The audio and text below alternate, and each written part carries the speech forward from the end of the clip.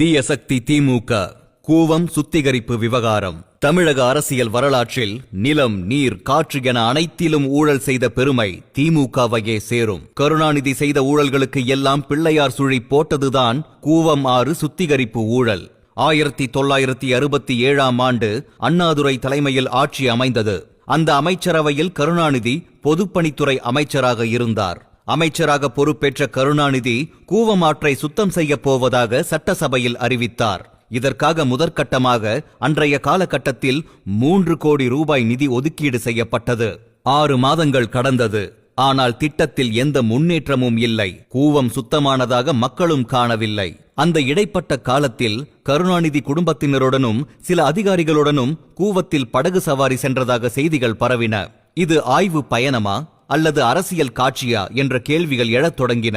எதிர்க்கட்சிகளும் communist உறுப்பினர்களும் சட்டசபையில் நேரடியாக கூவம் சுத்திகரிப்பு திட்ட முன்னேற்றம் என்ன என்பது பற்றி கேள்வி எழுப்பினர். அதற்கு கூவத்தில் முதலை இருப்பதால் பணியாளர்கள் வேலை செய்ய மறுக்கிறார்கள், அதனால் சுத்திகரிப்பு திட்டம் கைவிடப்படுகிறது என தெரிவித்தார். அப்படியானால் இந்த திட்டத்திற்காக ஒதுக்கிய 3 கோடி ரூபாய் என்ன ஆனது என எதிர்க்கட்சிகள் கேட்ட கேள்விக்கு முதற்கட்ட பணிக்காக ஒதுக்கிய 3 கோடி முழுமையாக செலவழிக்கப்பட்டு விட்டதாக கருணாநிதி தெரிவித்தார்.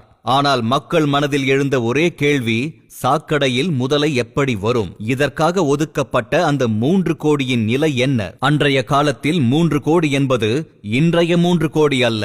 1970இல் 1 கிலோ தங்கத்தின் விலை ரூபாய் 18,000. ஆனால் இன்றோ 1 கிலோ தங்கம் சுமார் 1.65 கோடி ரூபாய்.